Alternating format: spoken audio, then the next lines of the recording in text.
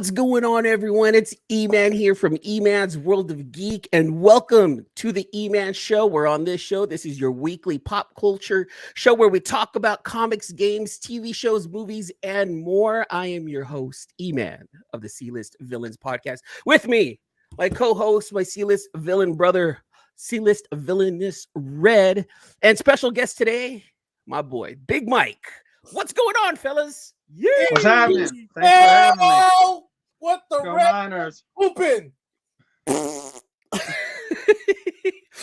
RVD. Man, what's going on, guys? Man. RVD.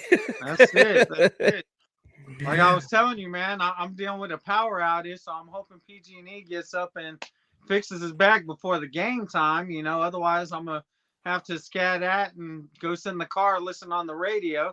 Otherwise we'll find a bar or something. Today's a big day. Yep. Yeah, that's right. KMBR. Listen to it on the radio, and you listen to Greg Papa, because all you're gonna hear is touchdown. Papa's got that voice too, man. I love listening to him on the radio. So that is right, dude. Bone on the FM dial. That's a better HD signal. Oh, that's right. That's right. They're bringing it out on FM now, right? You can actually listen to it. Buffalo Wild Wings. That's right. That's right. Buffalo Wild Wings. This is the place to go, man. That's not too far from Wild Wings. You ain't lying, Red. That's the spot, man. I'll fix up, fill the belly, watch the game.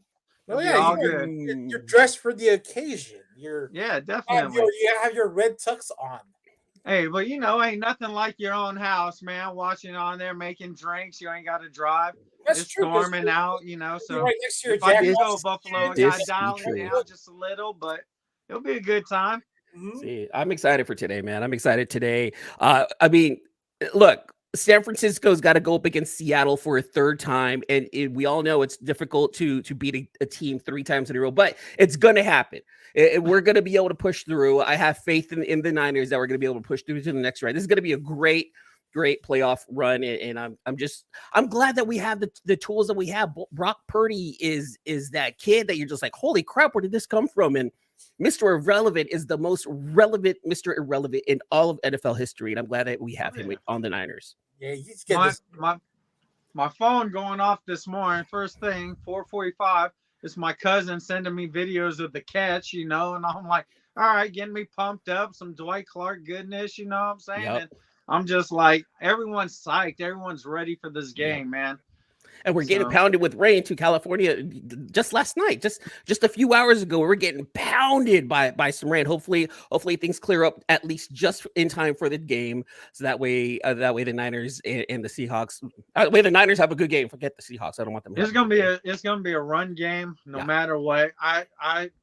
I don't know how many throws are gonna be put out there, but you're gonna see like 95% of that game is gonna be on the ground running. I want to say there was a game where Red and I and like a group of friends went to Candlestick. It was against the Seahawks roughly 10 years ago, and this was like at the height of like the Seahawks-Niner rivalry, and you just see Seahawks fans everywhere. We destroyed the Seahawks that game. We destroyed them that game. I think it was I forgot what the score was, but the Seahawks were desperate. The last throw, Wilson, and it gets intercepted by Carlos Rogers, I believe. It was such a fun game. It was so memorable because I got to spend, that game with my friends, and we won, and it was awesome. You know what I'm saying? Candlestick was an amazing place. I used to live about a mile from there, and you could hear the cannon go off before it went off on TV because of the 5-second delay. The delay. So every time I'd hear that cannon, I was like, yeah, we scored, and then my wife would be like, how do you know? And then it hit on TV, and it just well, nowadays, like the lag is completely different, right? Because all of our friends have different services that they're watching it through. Like some people are watching it like on live TV, someone's got the antenna, someone's got it on the NFL app. And then it's funny because whenever I watch the game, I actually have to watch it on live TV, and I actually get it before anyone else in our group does. So I have to pause. Like if we score, I have to pause, wait for someone else to say it, and then I'll jump in. My son also, he watches it on the NFL Network, and like I'll text like, Debo. He's like, wait, there's a delay. Hold on. wait, let me cheer first. Like, oh man, there's a delay. I forgot about the lag. So I have to wait for everyone to say something first, or I'll wait like a good 20 seconds before I put like Debo. Yeah. Oh yeah. Man, so everyone watching, thank you guys for coming through. Let me say what's up real fast to the chat.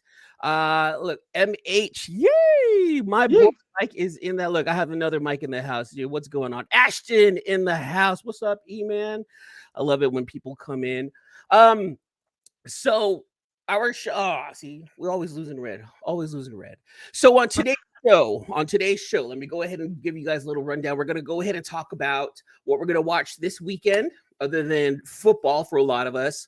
We're also going to talk about some gamer stuff. We're going to talk about our comic book reads, comic book hauls, and then I have a little giveaway midway through the show. So if I can get about 10 people to come in and listen, let's go ahead and shoot for that. I have a little giveaway today if we can get 10 people to come by, and then we're going to end with something that I like to call Dante-isms.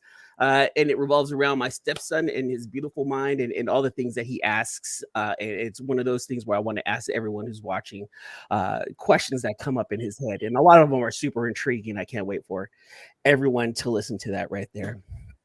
Listening, they're watching, dude. We're on video. We're live stream. I know. I remember. I got that radio mental sometimes, right? Let's go ahead and start this off with the weekend watch, you guys. This is a big weekend. That's right. There's a lot going on this weekend. We have a brand new show starting on HBO. We have some football going on. So let me ask you guys this. What are you guys watching this weekend? Red, what's on your docket? Oh, there's some pretty good stuff on A&E right now. It's called Zombie House Flipping. So it's giving me some inspiration to fix up my house. I'm sorry, the hell? Zombie house flipping? Zombie house flipping. Yeah. I need you to talk to me about this. What is this? It's a renovation show, and yeah. they take all these homes that were pretty much abandoned, and they fix it up and sell it and flip it for twice the amount that they paid for. This is all homes in Florida. It's just house flippers then. It's basically yeah. Okay, but because it had the word zombie in it, you got intrigued. Oh no. That's not the word zombie. I'm just saying that I'm already in the progress of they got you. Don't lie. House. You heard zombies and you're like, I'm in. That's speaking of zombies, Last of Us on HBO. We're gonna talk about that here in just a sec. Definitely. Mike, what about you, brother? What are you watching this weekend? Man, well, I'm looking for Puss in Boots on the movie wise. I saw the trailer on that, and I love some Puss in Boots. So cartoons are always the wrong one because I'm all getting moans and I downloaded the wrong movie. That I want to start watching Bad Batch again. I know the 3 issues in. I love the first season. It was really cool, and try to see where it picks up. What's going on with Lil Omega and everyone. Yeah. The whole team. So want to get in that. I hate just watching like 2 or 3 episodes. I love binge watching everything at once, but that Jack Ryan series came out on Amazon a couple weeks ago, and my wife and I watched that first episode last night. So we're probably going to end up binging through that after the Niner game. Just hit up all the rest of those episodes. It was pretty good, intense. I'm definitely behind on that Jack Ryan show with what's his name, John Krasinski. We watched the first season. The first season was really good, and we were like, holy crap, dude! Like, John Krasinski is not just Jim from The Office, but he can actually do like an action movie. I'm like, wow, dude. And then like, of course, he came out with his what was it, the Quiet Place movies, and you're like, okay, John Krasinski himself, he's got a nice directorial mind. I like to see where he's going. So everyone talking about the idea of him being Mr. Fantastic, and then us getting the fan service with him being Mr. Fantastic in Doctor Strange, the Multiverse of Madness. I loved it. I loved the acknowledgement that the directors and the producers were, all right, let's give the fans what they want, and we got it, but are we going to get more? You know what I'm saying? So I'm hoping that we get some more John Krasinski as Mr. Fantastic in the future, but we'll never know. We'll see what happens because that hasn't even really been cast just yet. Jack Reacher's that show that I'm like, wow, this is a really good show, and I should have continued. I think it's on its 4th season now, right? I think the 3rd. I think that was the 3rd season.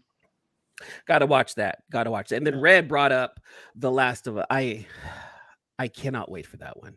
Has it started? I saw it advertised on the HBO Max app on TV, but Has it started? Is it ready to go where you can watch it? So it is not ready to go just yet. It releases tomorrow at 9 p.m. Eastern. I believe that's 6 Okay. p.m. our time. And it stars Pedro Pascal as Joel. Yeah, And you know what? Like, have you guys played the game by any chance? I did. I played it a few years ago. I'm not on top of the newer versions, but Mhm. like the first one I played on PlayStation, about 5-6 years ago. Top 10, easily top 10 video game for me of all time. That's no joke. I want to say I played quite a few hundred video games over my lifetime, and that one, storytelling, voice acting, gameplay mechanics, it was all there. It wasn't just a zombie survival story. There was a story behind it, and it was a very touching story. And I can't wait because people who've watched it and people who've actually played and loved the game, they're like, this is exactly like the game. So before I show the trailer, because I want to show the trailer real fast, what are your guys' thoughts on video games being turned into TV shows or movies? Should they be made? Should they stick to the source material? And should they be made? If they can be made right, and you have enough production in it where it looks good, yes. And I say that because we've all seen some good stuff and we've all seen some corny stuff, and it depends on who you are and how you're going to rate that. So Yeah. what I think is corny, someone else might be like, man, that was badass. That being said, if you love a property, I think, yeah, it should be made because there's some for everyone. And just because I don't like it, you might. So, I'm going to still go absorb, because all we do nowadays is absorb content, and, pick it apart, put our little judgment on it. But we need more content. So make it so we can watch it and judge it. Yeah, and I'm on the side of, you know what, like, I don't want things being made into another medium, because why? It's already been done, and it's been done perfectly. It's a masterpiece, in my opinion. The Last of Us is a masterpiece in video gaming. Red, as a big fan of The Walking Dead, that has spawned its own two universes between the comics and the TV shows. Seeing the success of that, let me ask you, should properties be transferred over to other mediums, transferring them over to comics, to video games, TV shows from another medium? Well, my only retort to that would be Street Fighter. 'Cause our first, no, Double Dragon, Double Dragon too. well, Double Dragon too, Oh, but Street Fighter will probably be the top of the list as far as like when you first watched that movie at the theater, and we were roughly 13, 14. Yeah, just about. We thought it was the greatest thing since yeah. Then the minute it comes on to like basic cable, it's like, what the hell did that was trash? Thinking? Like, what is this? It's nowhere near the source material. And the acting was horrible. Then there was just no use of the actual attributes of said characters. And granted, it was Raul Julia's last performance before he died, but god damn it, his role as M. Bison was atrocious. Very. That being his last role, that was bad. French Belgian guy playing an American Guile by Mr. Jean-Claude Van Damme. Mr. Black Silk Underwear. Come on, man. It was the 90s, man. Hold on. Let me retort to the retort. What about Mortal Kombat? Come on. Mortal Kombat was actually, the first one was nicely done, but the second one was completely.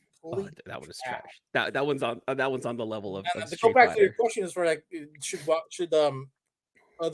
should stories be transferred over to other media? Yeah, I think it's a great opportunity to expand the universe, explore more of the characters in way to get more depth out of them. Mm-hmm.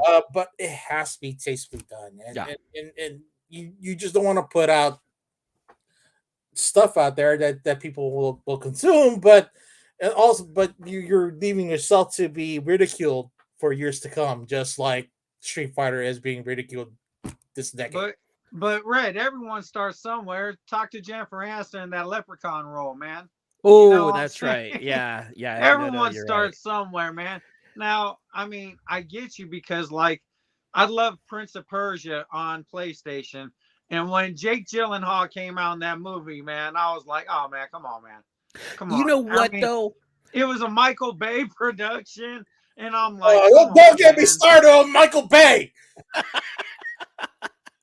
Look. MH, he says the World of Warcraft movie was great. And you know what, though? I'm going to have to disagree with you, Big Mike, in a sense that I kind of like the Prince of Persia movie. I didn't think it was that bad. I was I didn't say surprised. it was horrible, but It was Jake you know, Gyllenhaal. there's degrees. There's degrees of, you know, it is what it is, man. Well, what about that other movie that with that ninja like movie? But it's set in like Europe. Assassin's Creed. Oh yeah, How was that? I never got to see it. it I had heard it was great bad. production. It had, you know, a nice cast. It followed, you know, a Michael good little Fassbender story, was the assassin, which I thought was a great casting, but a lot of my gamer friends were like, dude, Assassin's Creed, they did that property all messed up. Look. MH says Assassin's Creed, so bad. Oh man. Yeah, stay away from that one right there. Well, look, hey, in preparation of this weekend, in preparation of The Last of Us, let's go ahead and watch the latest trailer for HBO Max's The Last of Us. If you don't think there's hope for the world, why bother going on? Clickers. You haven't seen the world, so you don't know. Keep going for family. I'm not family. No. Your cargo. Oh, Why are you so important? Somewhere out west, they're working on a cure. I think what really impressed them was the fact that I didn't turn into a monster. If she so much as twitches.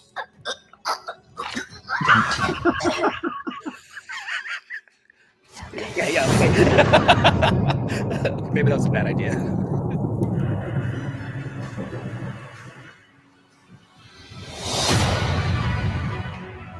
If I'm taking you with me, do what I say when I say it. one of the best songs ever. Yeah. Got any advice on the best way west? Yeah, go east. You've come this far, then you know what's out there. You're not gonna scare us. Scared him?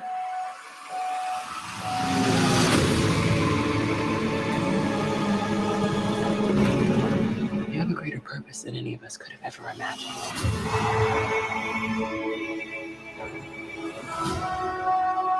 Be careful who you put your faith in. You might not be her father, but you're someone's. Ooh, remember that line. You trust me? Fuck.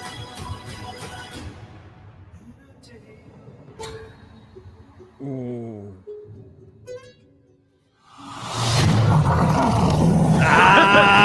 Yes. Yes. The clickers, man. Dude, those things were freaking amazing in the game. They brought a different type of element to the game itself.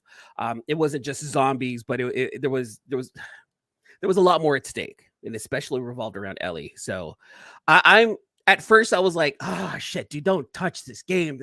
The video game is a masterpiece. Like I hated the idea that we were going to get a Last of Us TV show. And then I heard that it was being ran by the people who created Chernobyl, which was a fantastic, scary show to me. And I was like, okay, maybe this is in good hands. After reading the reviews over the last couple of weeks, I'm hearing that it sticks to the source material perfectly for the people who've never played the game. And I'm extremely excited for this show now. Maybe you were ruined by Resident Evil. That's why you were giving that so many doubts about it. No, I've been ruined by bad video game movies, period. You know, and then like it hurt my feelings knowing that one of my favorite video games is being turned into a movie, or into a TV show. I'm like, dude, that someone's gonna mess this up. And And I'm hearing that this is the greatest video game adaptation of all time, and I really can't wait. Until we see the Mario movie. He might be right The about Mario that one. Hold on, movie? he might be right. He might be right about that one. I know this is going to be a weird year where we're going to be comparing The Last of Us to the Mario movie to see like what sticks to the source material and how close is it, and then Chris Pratt voicing Mario, which like pissed everyone off. Charles Martin, Yeah, his voice did not sound right in the trailer, man. You know what though? We got to give it a chance because a lot of the times it's not just how it sounds, but it's how it's portrayed. There's still acting in voice acting, so I'm going to give the man a chance. I do like Chris Pratt. I did question the casting, but we'll see. What did we get last time? Was John Leguizamo who played Luigi? Who played Mario? It was Bob Hoskins. There Bob you go. Hoskins, Yeah. the late great Bob Hoskins. Yeah, man. which was also on Who Framed Roger Rabbit. Oh yeah, Man. Well, well, let's- Eddie. Continuing on with gaming real fast, you guys.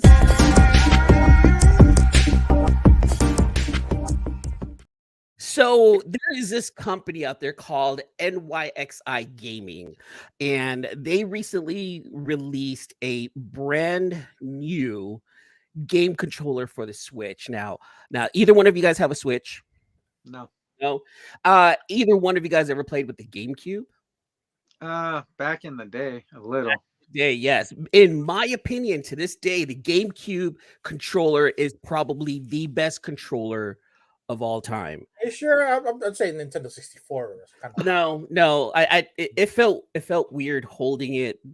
It felt weird. I wasn't a fan of the 64. When you were playing GoldenEye, that was the best controller ever. You still know if you can switch over to the GameCube controller, I think it'd be better. So what they did was they released a brand new wireless controller for the Switch with the shape of the GameCube controller. Let me go ahead and show you guys what it looks like.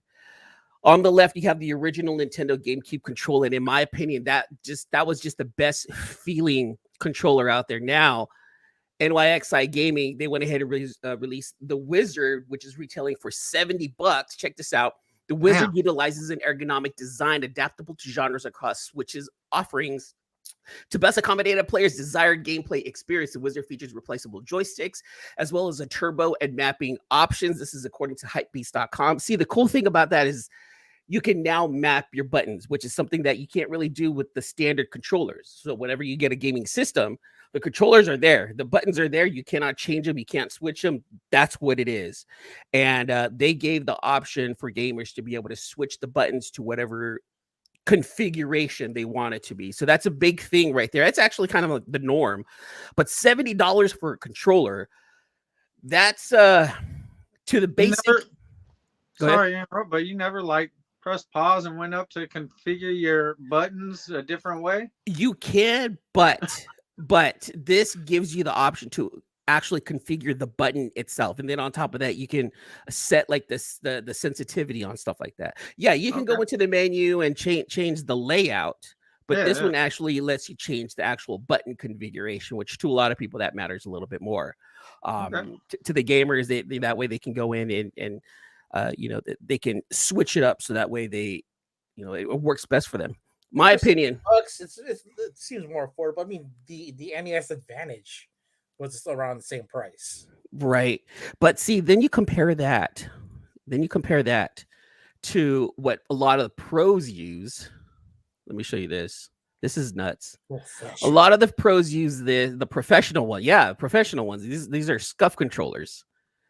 Now they look like, the shape of them, they're nicely ergonomic for PlayStation, for Xbox, like Xbox controller. Yeah, Xbox. Now they have like PlayStation shaped like Xbox, and then they have some Xboxes shaped like PlayStations. I mean, in a way, if you think about it, that's kind of smart. It's like, all right, well, for the people who like their Xboxes, but they like the PS, controller, we're gonna switch this up.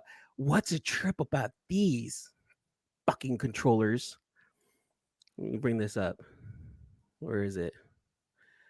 Look how much. They start at $254 for a controller. Well, that's professional pricing. That is, well, see, and then then you can configure your buttons. Rage called it. That's a professional grade, man. It's professional grade. That's what the professionals rage quit on is those controllers because they get sponsored. What about the power? Shit, man, a regular controller, just a regular one at GameStop is like $70, man. So Yep. So I mean, compare that Nintendo one to this one right here. That's madness. But you know what? There's look, dude. There's professional gamers out there. There's YouTubers out there, and they need to have like the best quality. They need to have and you know what? That's just like, either spend $100 for shoes at like Foot Locker or get yourself like your good Jordans elsewhere. It's quality, right? I guess you're looking for quality. You're only as good as the tools you use. Yeah, and some of these tools are supposed to be on point, which is crazy. It's crazy what people spend on. You're not gonna go play in the rain for football and go in with your Vans. You're gonna play with your yeah. This is true. This be true. So keep an eye out for all you Switch players. There's a new controller coming out in the shape of the GameCube. So I think it's pretty cool. Every week, Red sends the C-list villains thread all of these news articles. So I'm dedicating this segment to Red and his geek news in a segment I like to call the Red Room Report. The Red Room Report. You have an intro for that? I did. Here.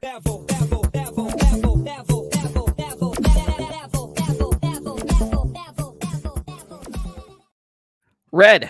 You're fucking fancy. How come we didn't get this at the other show? What the hell? Because I'm segmenting. This is gonna be like an every week thing. We're gonna have Gamers Realm, Red Room Report. I'm happy that it's all segmented. Like the other shows. Why don't you do that on the C-List Villains podcast, jerk? He saved it for you, Red. He saved it for you. What the hell, man? We're getting the great stuff on the weekend, but on Wednesday, Tuesday shows like, dude, what? I'm one man. I can only do so much. We're working extra hard with the four of us on the Tuesday show. Like, you're killing Mike, dude. we gotta add them so much stuff, and then Luke's already like taking my jokes. Like, oh damn it, he's taking more of my personality the more we go through this whole. Oh my god, he is. He's coming out like all of a sudden we're getting like the real Luke Skywalker, and I'm not talking about from the Force. I'm talking about freaking from Florida, from Two Live Crew. He's getting some dirty jokes like that. What do you got for us, Red? The best thing he said was like, "What was that? What was the if you can you jack off with the iron fist?" Yeah. Oh damn! Family show, Red. Family show. I digress, though. Yeah, but the current article that we have on screen right now is the Carpenters was Sandy King and John. Yeah.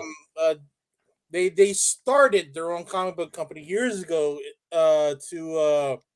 because they couldn't get the kind of push and support from the comic book industry, and really the only way for anyone to survive in this industry is for you to make your own path, right? Start your own company, and this is how they got to push most of their properties to be an option for shows and publications, because the big three were not giving them the time of day to really push their material out. What kind of material were they pushing out?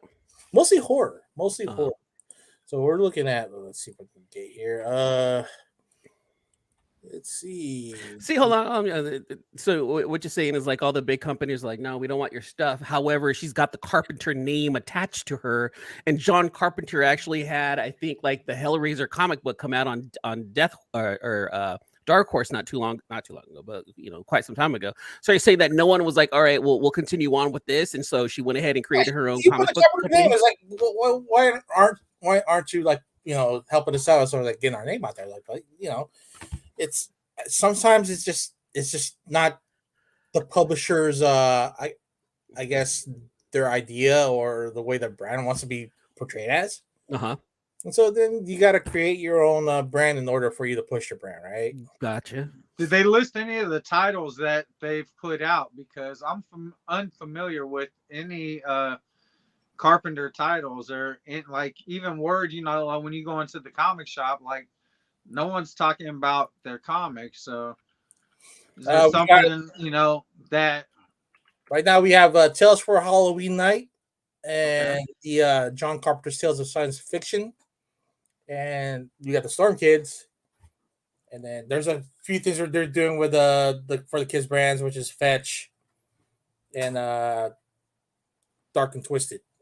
Okay. There's a bunch of stuff that they're putting out there. It's definitely all indie. I get it.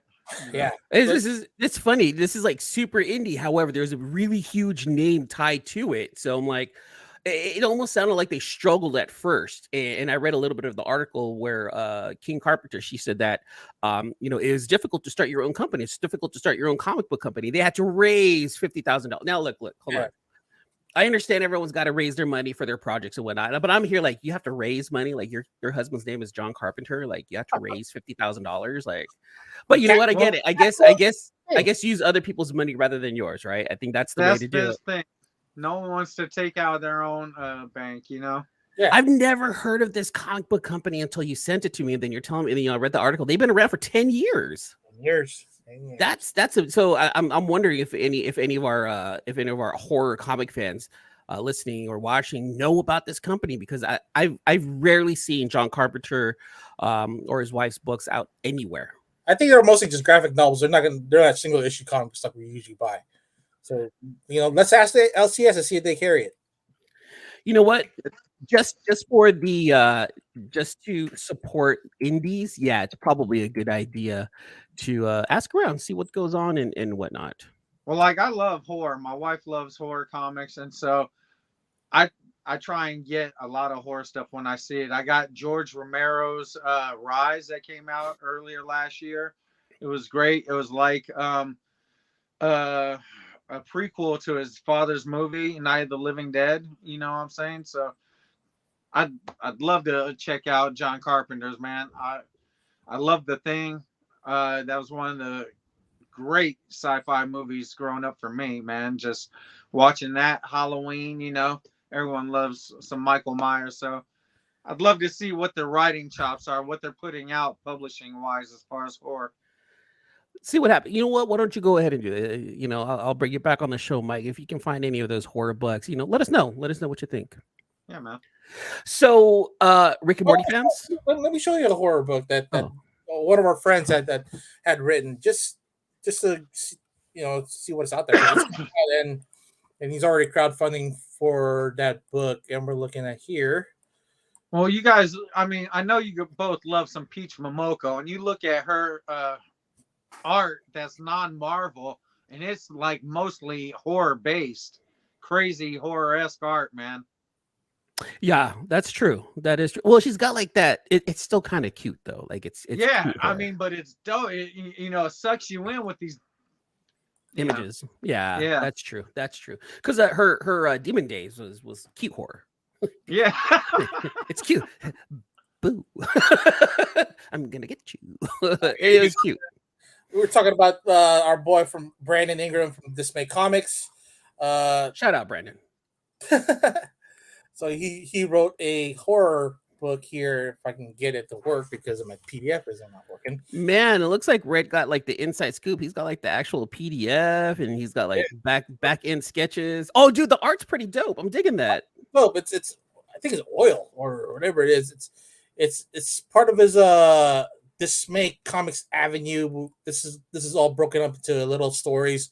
This was called The Program, and then it's a guy that went. It's actually his life story when Brandon's life story when he went to what do you call it? Where am I? Where's my window? Where's my window for you guys? Yeah. Technical difficulties. Yeah. So oops. Where's my window again? So he went to the theater and then on a date, and what do you call it? They went in this theater. and his date disappeared, and he spent the whole time looking for her, and ended up in a different dimension where she didn't really exist. So this hopefully he'll expound more on the story, but it started out pretty well, and I'll give you guys a copy of this. Let me ask him if I can, but that way you could read it. Yeah, well. yeah, especially to Mike since he likes his horror. Since he likes his horror, so that'd be great. Eman, help with red setup. I can't. It's over there, like in tech support. If your shit is broken on your end, I can't do anything about it because it's broken on your end. Man, there was a question that is someone considers some killing the children horror? Ash, And there it is, man. I kind of do, because there's monsters, a lot of blood and guts, Killing of children, like literal. Well, I shouldn't say literal killing of children because that'd be really bad. But there's killing of children. I consider it horror.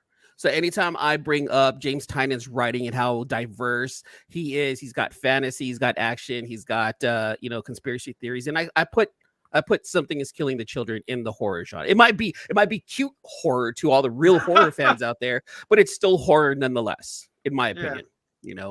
Is swallowing boneless children considered killing the children? It's still killing the children, Red. Oh. It's terrible. Red, another thing that I brought up to you, and I want you to talk about it. So any Rick and Morty fans? Yeah? Yes. Yeah.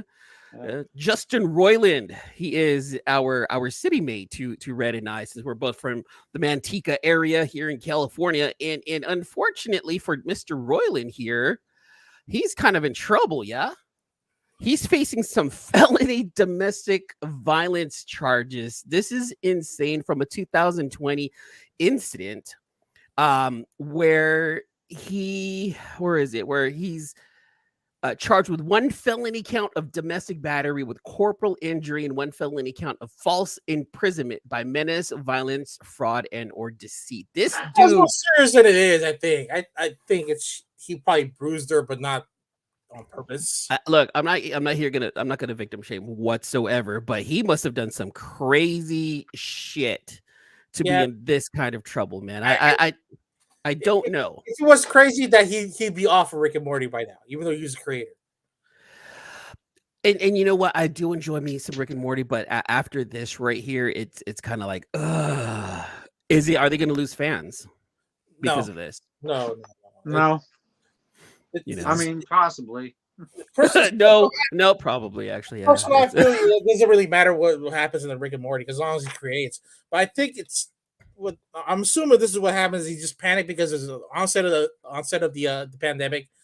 He decided to hide out and get away from the virus, and then hoping that his girlfriend would stay around, and kind of she didn't want to, and things got a little bit heated. And okay, and she probably claimed false imprisonment. He's not letting me out. Okay. I can see that logic. Still not good, but I can see that logic. If it was any worse than that, then he was really kidnapping this girl and then beating her up, then he wouldn't be creating the next season of Rick and Morty, and then Cartoon Network would have just totally killed that series off. But nonetheless, though, this victim, we're gonna use the word victim because this person felt like, look, I need to say something because this wasn't good. This is right. That he shouldn't have done that, but each probably panicked. Look at that. Ashton comes out. Their fan base won't even care. I'm thinking that Rick and Morty is a big enough juggernaut where it can operate on its own with Dan Harmon. I don't think the property is in danger, but definitely but Justin's got to look out. Rick Sanchez and Morty Smith. Do you think he'll run back to? Let's say, for example, he needs to run back home. Do you think he'll go back to Manteca and hide out somewhere? Oh yeah, he does. Like Fagunda's barbecue. His dad still lives in the area. His parents still live in the area. They go to my comic book store. They still chop it up there. The dad has a pull list there, so he'll leave stuff on the counter that's signed by Justin and then be sold to the mass. Yeah, and I'm wondering why Al's Comics. Is it Al's Comics in Manteca? No. Not Big Time. The one on Main. The one on Main. Yeah. I wonder. Well, okay, this is my question. Why don't they have any Rick and Morty signed stuff from Justin Roiland? They should. I mean that's like the only comic book shop in what they do. They do. His dad drops it off. Oh, see, okay. So then there. You know what? Then Red, you probably should. Fantastic collectibles. Fantastic. That's funny. I'm here like, is the fan base gonna follow Justin Roiland because he's such a bad man? I'm here like, hey, Red, why don't you go ahead and get some autograph stuff and bring it on the show? Well, if you're gonna do that, man, where's all the Jeremy Renner stuff also? You know what I'm saying? This be true because he got in trouble with what he did with his wife, and he's from the 209 as well. So, man, dude, it's just not a good look. Jeremy Renner, who else? George Lucas, and James Marsters from Buffy the Vampire Slayer fame. Who's James Marsters? He also played Brainiac on the Smallville. They're all from the 209. They're all from our little neck of the woods. Oh, and he played Piccolo on the live action. Oh, him. Yeah. Okay. Another not comic book property, but anime property that went live action and that really followed the source material. Gotcha. All right. Well, let's go ahead and move this on right here. Rumor mill. Have you guys heard about this right here? You don't have a thing for that either? Hold on. No, I don't have that. I'm still working. Look, the show's young. Let me work on my transitions, okay? Let me work on my transitions. Rumor mill. So, new Superman. Did you guys hear about this?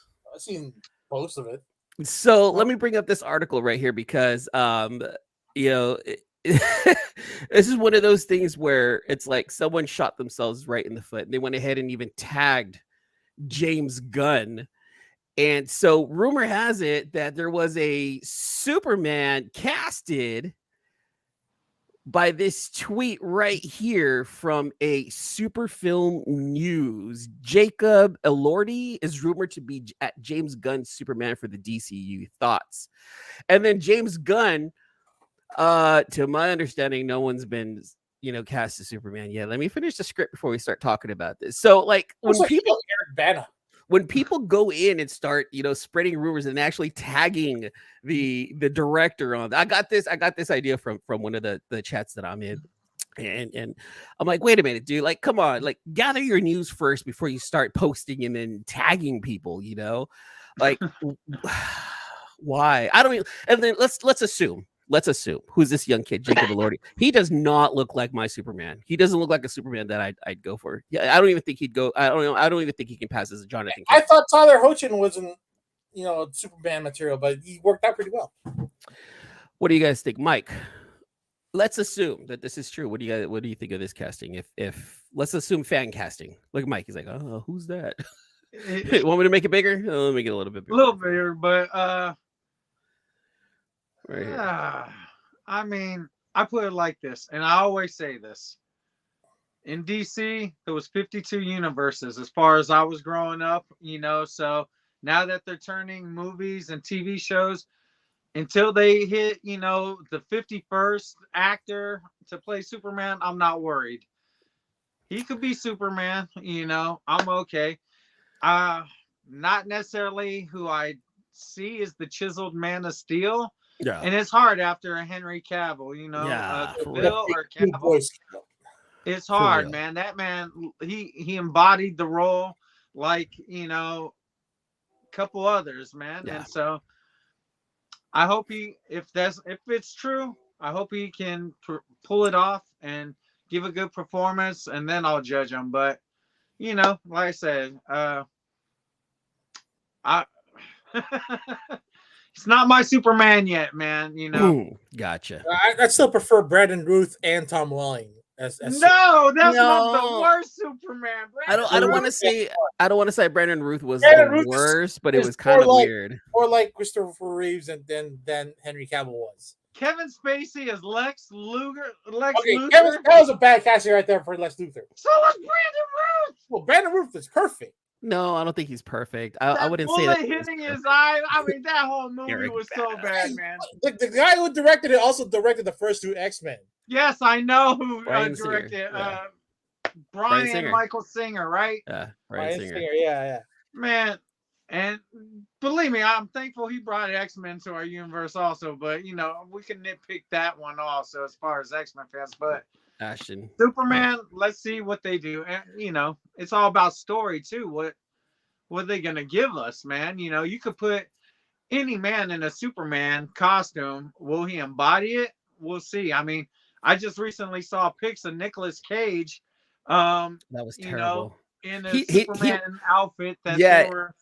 he looked like the late 90s mullet haircut Oh, Superman. That yeah, like it looked so funny to see Nick Cage. You know, that could have been our Superman. can you imagine actually like Nick Cage being that super? Can you imagine all the hand gestures? I know he was a big Superman fan and had like the comics, but And name is yeah, so I fell off. cannot see him. Lois. But he's gonna destroy the world. Name your top 3 Superman actors. Top 3 Superman. Who is the voice of Superman like in all the Justice League cartoons? He's number 3. And then Cavill number 2, and Christopher Reeve is always going to be number 1 for me. For me, because I'm older than you gentlemen, I grew up on the black and white George Reeves Superman. Oh, wow, And that's right. to me, he looked like, or Alex Ross kind of put his Superman based on him, the George Reeves. So to me, there's a sentimental attachment there. And then, you know, it just try and think, man, because you said his name and he passed. I'm having a Reeve? brain fart. Christopher Reeve. Christopher Reeve, yeah. You know, I grew up with him, and to me, that was like, it was amazing seeing that come to life on screen because I was young, and so he'll always be Superman to me also. And I don't know, man. Like I say, man, that new guy that they just got rid of, man. He was really good. Henry Cavill I thought he did a great Superman. Like at first I was like, I don't know about this. I thought he portrayed him very, very well. Yeah, he had a great look. I mean, as far as the, you know, basing it off the comic versus him, you know, great look. But I'm down to see. I heard that they were talking about Michael B. Jordan as Superman like a year ago, and I was like, that kid, he's ripped. He's doing crazy roles, you know, Wakanda and with the shirt off, he looks great. He could be Superman, you know. I mean, but he'd be that Earth 2 Superman, right? He'd be that Earth 2 Superman. I don't know what his name is, but the black Superman. Yeah. You know, and you know what? I'd like to see it now. I'd like to see Michael B. Jordan pull that off. You know, I'm not a big Michael B. Jordan fan, but I'm pretty sure that he'll be able to take care of that role when it comes on my out. list, I have Christopher Reeves, Tom Welling, Brandon Routh. My last on the list, way bottom, is what's his name? Dean Cain.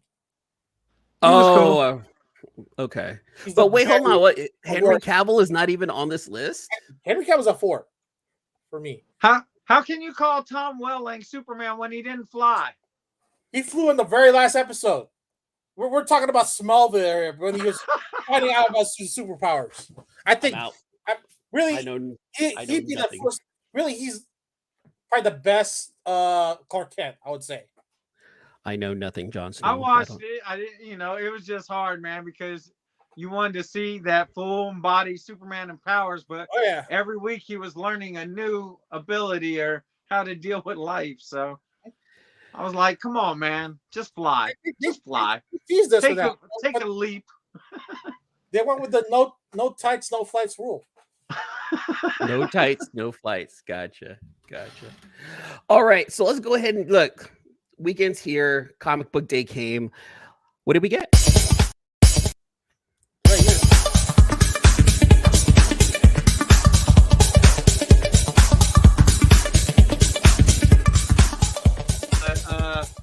I picked up nothing. I picked up nothing this week. I didn't have a chance to go to my LCS, but I know this Big Mike's got some stuff. By some homage to Frank Miller's Wolverine by Adi Granov. Oh, Adi Granov! Granov? I saw it, man. I had to get that. Just a cover by, but I really liked it. I'm a big Wolverine fan. If you haven't been reading Batman and the Joker by Mark Silvestri, you got to get on it. Great art, great I have story. that one in the pool. I have that one in the pool for sure. Great story so far, man. And just the art on it is amazing. I picked up the Spawn Unwanted Violence by McFarlane and Mike Del Mundo. It's real nice art inside. It's real pretty. Who did the art on that one? limited series, you know, so it was a good read. Who did the art on that one? Mike Del Mundo. Gotcha. Okay. Yeah. Okay. Coming in late to the show, but at a perfect time. Comic Hall. That's right. Real Route 6. What do, man? Thanks for coming through. Oh, yeah. What else did you pick up, Mike? Picked up a lot of Star Wars. I'm into the High Republic, and this is the High Republic Adventures. It's more kid friendly, so I've been picking these up and passing them to my niece. She's been liking them. Mando's out. Here's my question. You know? I just saw it right now when you brought up that High Republic Adventures. Bring that up again. Bring that up. Yeah. This is I'm questioning this. This is weird because I thought High Republic Adventures was on IDW. Why is this one on Dark Horse? They switched over. IDW's lost a few properties. They just lost Transformers. They lost G.I. Joe and G.I. Joe, I think.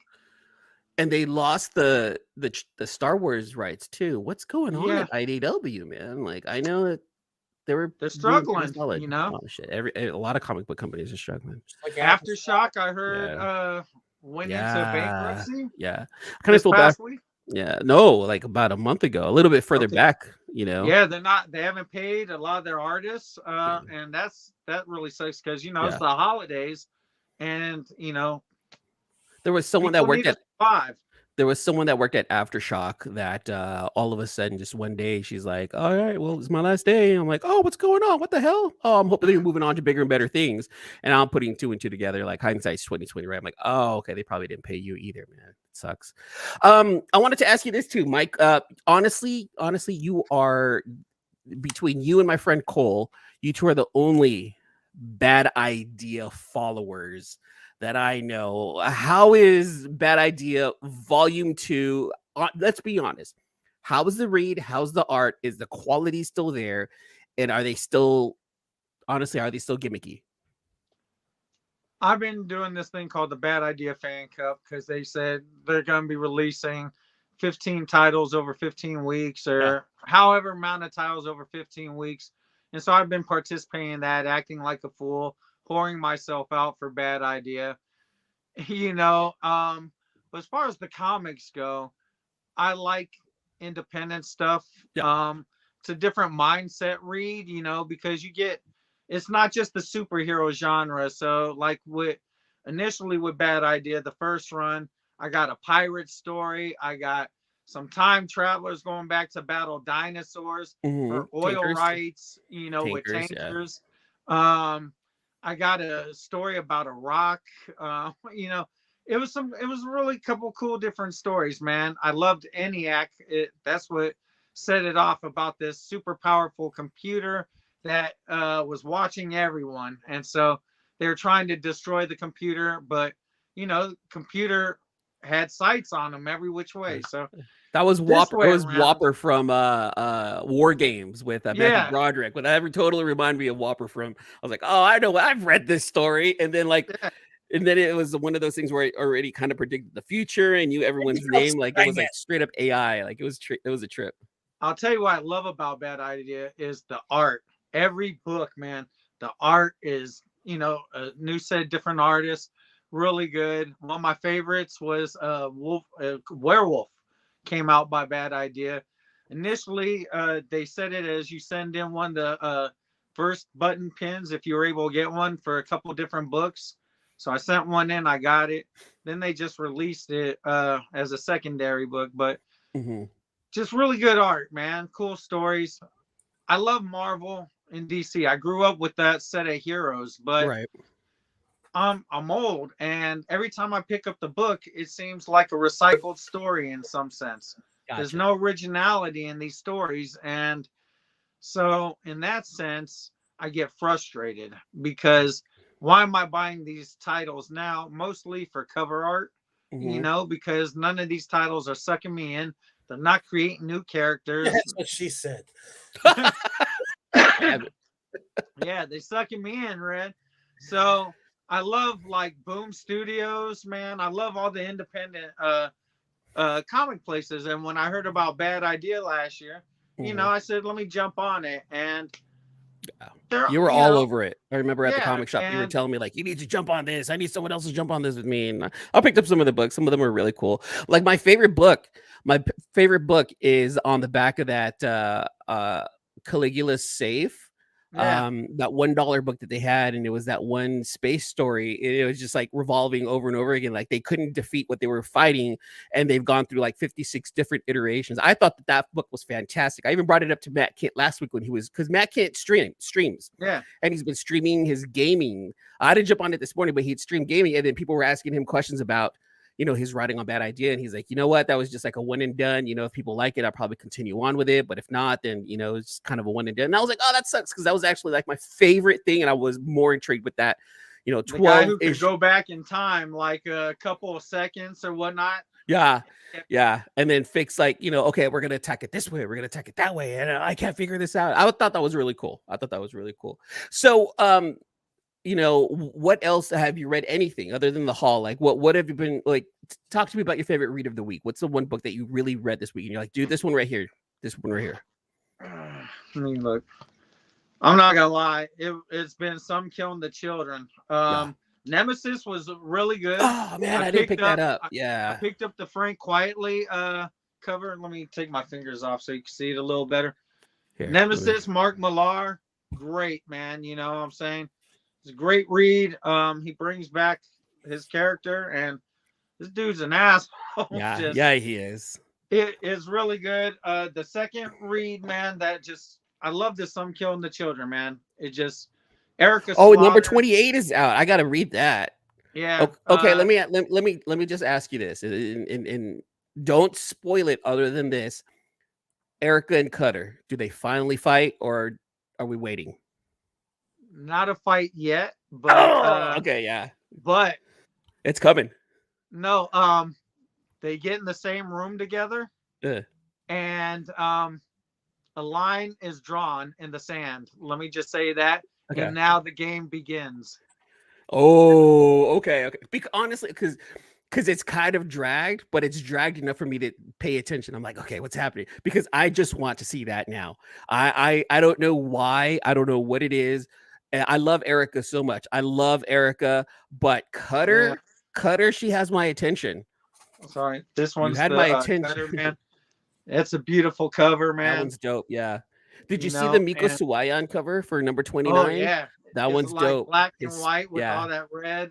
The split with Cutter and I'm waiting for that battle to happen right there. For me, I went ahead and finally finished the arc to Batman with failsafe Chip Zdarsky. I fucking hated that so much. Don't tell me anything. I haven't read it. I got it. You haven't read it? Okay, I'm not gonna spoil it for 130, right? I believe it's 130. Yeah, because I'm like I'm three okay. issues behind. I won't spoil it. However, I'm gonna say this: the first 3 issues of that, I was like, oh, okay, this is kind of cool. I like the direction, Chip. You're okay. You have my attention, and I'm just gonna say that I was not a fan. However, sticking with Batman, I did read. I am caught up with the Detective Comics books by Rom V. Those are fantastic. Those are great reads right there. So if you're reading Batman, my recommendation, go back and pick up the Rom V Detective Comics. Like, I think those are much better. Just because we're on Batman, and I got this out because I haven't put away all my books from Fan Expo. I know it's been a month, but I was trying to more get than to a month Jim now, Lee Mike. signing you guys went to, right? Yeah. So this is Jim Lee, Batman 619. I don't know if you've ever seen this cover, but it's a beautiful gatefold cover. I'm gonna open it up for you so you can see this thing. It's a wraparound. Oh no, but it's a pull out. There It's you a go. pull out. What is that? That's pretty awesome, man. That's sick. That Joker is just menacing. Look at it. That's Big ass awesome, nose, man. big ass Look at tongue. that. I don't understand why women don't go for that thing right there. Dude, that's pretty dope. Did you get that signed by Jim Lee? I didn't get a chance to make it to Jim Lee. I was so mad, man. So Oh man. So if you go back on my channel, we do have a vlog of the San Francisco Fan Expo where we do have the you've gotten my like and subscription already. quit asking for more. Quit I'm asking starting for more. accounts just to give you likes, man. That's badass. My MH says over here, man. And then another book that I caught up on was "We Only Find Them When They're Dead" by Al Ewing and Simone DeMeo. That book finished, and to be honest with you, the art is absolutely gorgeous. Simone DeMeo's art, his lines, his anime style is beautiful. Al Ewing's writing, there's metaphors and similes in that book, and I was just like, this is probably beyond me because I don't get it. And I was like, look, let me find validation. I'm not good at reviewing comics, but I can tell you how I feel about them. And I was like, I don't get it. I don't get what you were trying to get with this book right here, Al Ewing. So I went online, and like reviews are all over the place. They're like, this is a fantastic book filled with sorrow and misery and you know who you are, what you're trying to be. And other people are like, dude, this is fucking stupid. I don't understand why I stuck like all 15 books. And I stuck all 15 books of this one. I'm glad it ended. I'm hoping it doesn't come back unless unless like we can get like a little bit more clarification. But yeah, like this is a book that I stuck through, and the beginning of the final arc was intriguing, and I was like, no, this is one of those books where you have to read as a trade. You have to read all 3 arcs together yet separately, and I just thought that it was beyond me, and I'm like, I'm cool. Comic book G-Man, E-Man, Gentleman, what it does. What's up, man? Thanks for coming by. You know, if you I gave up on number 80, man. The art was nice, you know, and I get it. You're out there trying to harvest space gods, celestial heads or whatnot. Yeah. But I was just like, where's this going, man? It's just yeah. You know? I liked where it's going, you know, kind of, you know, I'm okay with that, but just give me a strong ending in it at the very end. It was just honestly at the very end is very much of the who are we? What are we doing here? How do we live life and live it to the full? I'm like, fuck. So I don't know. I wasn't happy with that one right there. Let's go ahead and let's start. Because Luke brought it up a couple days ago. Whatever happened to Behemoth Comics? We find out if they changed names because they were bought out. Simeon or Silmarian or something like that. Yeah, they're called Sumerian Comics now. If you're looking for Behemoth Comics, they're now called Sumerian Comics. Yeah. Everybody got that how you say facsimile? Facsimile. Facsimile. Facsimile. Because you know I can't afford $50,000 for a real one. That's the first appearance. Yeah. So I had to get that one. I'm a big Hulk fan, so there it goes, marching across your screen. Damn it, Red. Stop hijacking. And then my last read of the weeky was Grimm number 7. Jessica Haro. How's Grimm? I'm hearing Grimm is it's almost as if Boom shift over from like Something's Killing the Children to focusing on Grimm, and I'm hearing Grimm is good. How is it? I like it. This girl's finding out that because she's like a reaper, finding out that she's connected to death, and she's the only one who can actually like cross back over into our plane. So it's interesting, and you know you can't have that because death is a business. We got souls to collect. So So I want to say I read the first. Okay, so it's funny. I read the first 3 issues, but I have like 1 through 6, but I'm missing like number 4. So I'm like, wait a minute. How I started reading one of the issues. I'm like, wait a minute, this doesn't make any sense. So I went back to my collection. I'm like, wait, I'm missing 1 book. So I got to go back to the LCS and pick it up. I actually, with this one right here, just because I want to, you know, and they're going to be readers. I'm actually trying to find just the Janie Friesen covers. I don't think they're going to blow up, but I just think that those covers for this kind of book, her covers for this book is pretty dope. Unless you get like the ratios, right? I love Jenny Friesen, but I wasn't feeling the Grimm covers. I got the first one just on the Jessica, but like the second or third one came out and her friend looked like David Bowie with all his blonde hair all out. And I was just like, I wasn't feeling it, man. Yeah, here's that Grimm number 1, Jenny Friesen right here. Yeah, I got that one. This sucks though. This sucks so bad. I have it, but it's yeah. It Casualty of war. it was because it was in my short box, but I didn't have enough books in my short box, and if you don't pack those things right, it just starts sliding, and that's what I found it all crumpled up, and I was so upset. Versatile Yeah, defect. I've got a couple of those over the years, man.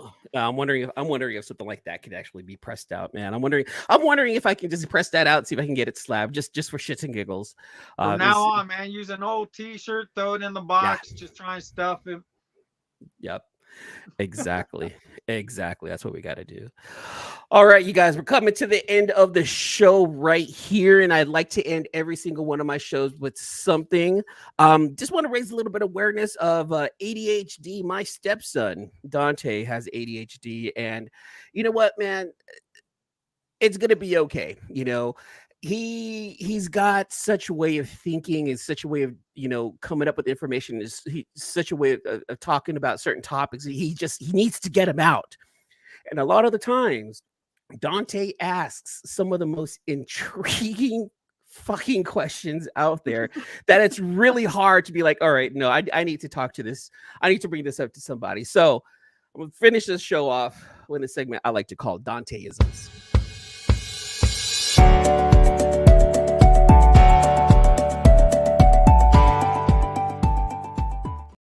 So this week's question Dante asked, and I was like, dude, this is actually a really tough question for me. Did you film it? Did you film it and put it in the video Visionette too? What? This question. No, I didn't film it. You should. Well, next week for Danteisms, you need to film Dante asking this question. But it happens like at dinner. It's like when we have dinner together, like there's always like, all right, who's got question of the day? Who's got we let the kids ask us questions. Filming those, and then I just write them down. Okay, I'll try to film it in the future. We'll see what happens. No, you get the question, and after dinner, you just take a 2-3 minutes, to the side, get that question on tape. Yeah. So Dante asked one of the, in my opinion, just one of the hardest questions ever this week. And he was like, hey, if you can have any 3 items from any fandom to help you with the zombie apocalypse, which 3 items would you have? And I was like, wow, dude, that's such a random and off the wall question. It's really good, actually. So one of my items was the Master Sword from The Legend of Zelda to help me out with the zombie apocalypse. You can chop stuff up and you can shoot things, when the zombies are coming at you, whoosh, whoosh, So I chose the Master Sword as one of my items. And I was like, and then on top of that, it's a sword. I can chop onions, I can go hunting. If I need to butcher a cow, I got the Master Sword. I'm like, dude, I think that would be a great weapon or a great tool to have. So he did ask for 3, but we're short on time here. Let me ask you guys one item from any fandom out there to help you with the zombie apocalypse. What would it be? Lightsaber. Okay, Doc Brown's time machine. To help you with the zombie apocalypse. All right. Hey, you go back in time and stop it, man. Okay. Either that or Michonne's sword, man. Michonne seemed to do all right with that one katana. Red? Mine's gonna be a lightsaber or Rick Sanchez portal gun. The portal gun. That's right, the portal gun. You can go to anywhere. Go to another universe and forget about it. I'm not dealing with this. I gotta go. Red, let me be your Morty, goddammit. My boy MH is like, I would have the Death Star. You're always my This Morty. guy's shooting big. This guy's shooting big right here. The Death Star to help you out with the zombie. Dude, but you're gonna get rid of not just the zombies, but everything else. It's quick and clean. He's like, I'm gonna start Hey, everything I'm all over again. Death Star, Hey, man. shoot that, get it out of here. Never mind zombie humans, because you got people like me, fat. Like if I got zombified, y'all run me easily, man. But I always look at my dogs, man. If these things got zombified, dude, they are so quick. And I mean, trying to take out your dog and zombified, you would be out quick, man. It would be the most traumatic thing. Sounds like a big problem. We saw that on I Am Legend when he had to kill his dog. That was horrible. He set his own dog up though for failure. Come on, man. So just as a setup for future Danteisms. Another question along the same lines of what we're talking about here. Another question that Dante asked in the past, and it's one of the questions that continuously comes up in our house, and that is, if you had a choice and you had to do it, what would you rather fight? A chicken-sized zombie or a zombie-sized chicken? And those are the questions Dante asks, and everyone, all the adults are like, fuck, dude, that's a good question. what would you rather fight? A zombie-sized chicken or a chicken-sized zombie? It's a zombie-sized chicken. It's just a chicken, but not a zombie.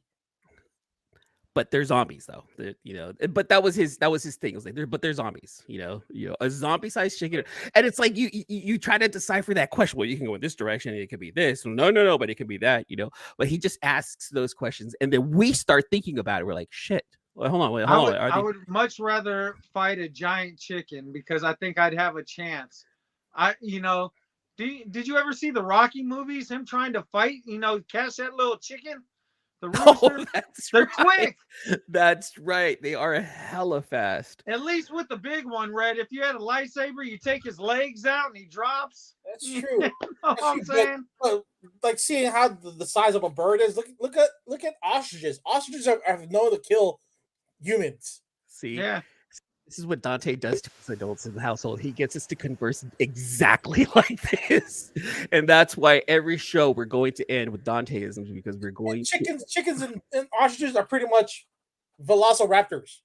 Condor, the world's largest bird, is a condor, I believe. My wife showed me a picture the other day. This woman standing next to this bird that towered over, and I'm like, 12-foot wingspan. Dude, are you kidding me? Yeah. And you're going to be right there. That thing could peck your head off. Look, MH is like, zombie-sized chicken can get like football. Yeah, yes, but what if there's a herd of them? Exactly. You're screwed. What was that? That was like the old South Park game on Nintendo 64 where the chickens chase you. And you yeah. See? The magic stick. I guess you have a chicken gun as well. Yeah. So going to the original question, if you had an item from any fandom, I chose the Master Sword. Red goes with the lightsaber, and Big Mike. I'm sorry, what did you go with again? Either Doc Brown's car or the katana. I'm going Michonne's katana. Oh man, well that's it, you guys. Thank you guys for showing up right here. Thanks to everyone in the chat. Red, as always, my brother. Thanks for coming through. Big Mike, my co-host, you came through today. Niners, Niners, go. Baby. There we go. Niners, my boy. Do me a favor. Do everyone a favor, Mike. How can they find you on the socials? I'm at Big Mike's Comics and Toys on IG. And that's it, man. Thank you for having me, man. I love talking to you and Red, man. It's great meeting you, Red, at the Fan Expo. Thank you for the C-List Villains hat. Don't have it here. It's in the other room, but I rock it all the time, man. Officially meet at Fan Expo, but you whistled at me at the Concord Comic Con. Yeah, East Bay Comic Con, man. He whistled at him. He like, yeah. The boy was dressed up as 22. What it do, man? You came in at the end of the show at 22, but thanks for coming by anyway. MH, great show. Thanks, guys. Thank you for showing up, MH. I really appreciate it. Red, let people know how they can find you on your socials. Oh, C-List Villainous Red on IG. You can also find me on Rare Keys and First Appearance Comics. Help out admin there. 209-975-7597 is the C-List Villains hotline. And you can also find us on Tuesday evenings, 8 p.m. YouTube and Facebook on our own main show, The C-List Villains. That's right. Dude, I can't do this. I can't. Hold on. There. That's right. You can definitely find Red, Luke, AJ, and I on the C-List Villains podcast, like Red said, every Tuesday at 8 p.m. Pacific time on our channel, the C-List Villains podcast. You can find me on Instagram at Eman's World of Geek, and here on my channel, Eman's World of Geek, here on YouTube. And I'll be doing this show. I'm going to be trying to do the Eman Show every week, where we talk basically our week in geek, and it's going to cover everything from comic books, movies, TV, tech, games, and more. And again, thanks to everyone for showing up. Until the next issue. Why do they have like blurring on everyone? Deuces. Thanks again for listening to another episode of the C-List Villains Podcast, your cultivators of the comic culture. Make sure you follow us on Facebook and email us at clistvillains@gmail.com. You can also leave us a voicemail or text us at 209-975-7597. Be sure to join Luke Week's Facebook group, Rare Keys and First Appearance Comics. And you can follow us on our 2 Instagram accounts, C-List Villains and C-List Villains Podcast. Lastly, follow the villains on their separate IG accounts, at Luke Weeks, at C-List Villainous Red, at C-List E-Man, and I am at AJ the Comic Collector.